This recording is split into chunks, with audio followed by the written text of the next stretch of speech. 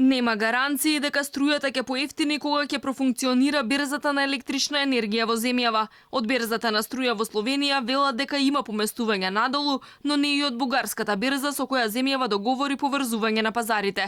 Сепак берзанските представници уверуваат дека кога ќе се вклучат многу компании и ќе се постигне голем обем на тргување, цените според пазарната логика би требало да паднат. За съжаление не може да каже, че е намалена цената, но не може да каже, че е пазар. За жал не може да се каже дека е намалена цената, но може да се каже дека е пазарно определена. Претходно немаше пазарен механизам за регулирање на цената и никој точно не знаеше колкава е цената на електричната енергија.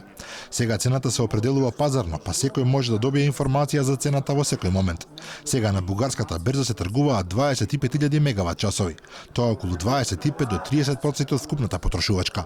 Бугарија и Словенија, земји членки на Европската Унија, во кои 3, односно 10 години функционираат берзите на струја, скоро во целост ги задоволуваат вкупните потреби за електрична енергија и продаваат вишоци. Од двете берзи велат дека кога Македонија ќе стане дел од овој берзански систем, ќе се зголеми и интересот на странските инвеститори да вложуваат во енергетски капацитети во земјава.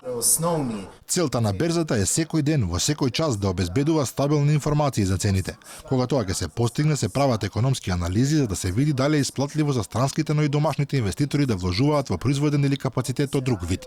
Треба подлог период за да се постигнат стабилни цени и да се развие пазарот, и тоа на долг рок.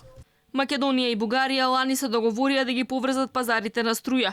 МЕПСО и Регулаторната комисија за енергетика потпишаа меморандум со соодветните институции од бугарска страна. За ова да стане реалност, неопходно е во земјава прво да профункционира берза на струја. Се очекува тоа да се случи до крајот на годинава.